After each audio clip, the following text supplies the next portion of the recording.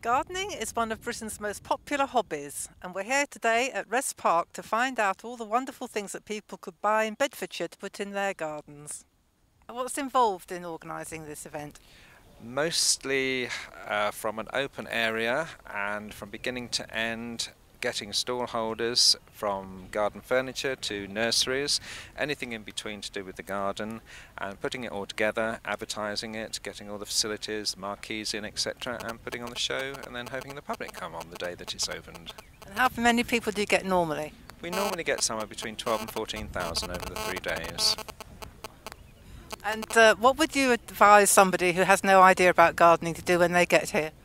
I would suggest they come along and look at the beautiful gardens of Wrest Park to begin with, which have been here hundreds of years, which are absolutely stunning really.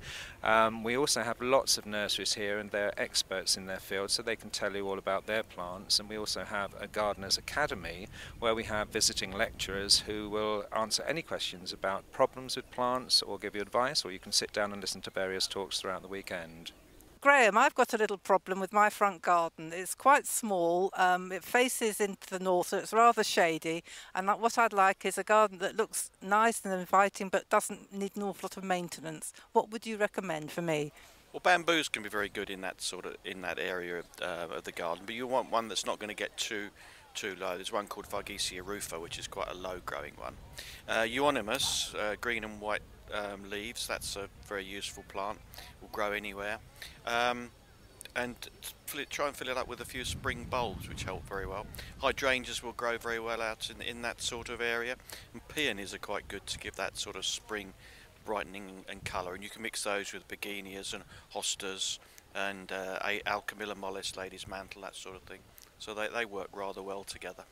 I've come along to get some special plants really, because you can see things here that you don't at the average garden centre, and I'm looking for a specific architectural plant to go on the patio, so I thought this would be a good place to come along. And I know Wrest Park anyway, and it's a beautiful place to come as well, of course. These are two plants I've picked out, Graham. I thought they looked really pretty. What are their names? Well, this one's Euonymus japonica Pirolino, and it's it'll grow to about 3 or 4 feet high. It's an evergreen. You can see the lovely foliage, and this will stand out quite well in your front garden. And I thought that it would associate quite well with the heuchera. This is heuchera chocolate ruffles. You can get lots of different heucheras in different colours, but you can see that's quite a contrast and would go quite well against each other in your front garden. How high does this one grow to? This is probably as high as it'll grow, but it will spread sideways.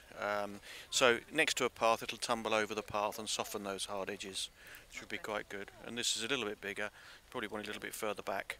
Probably this on the front and that behind it. So I've got lots of ideas after visiting this garden show, and I'm going back to my own garden now and putting some of them into place. This is Judy Oliver of Local News TV.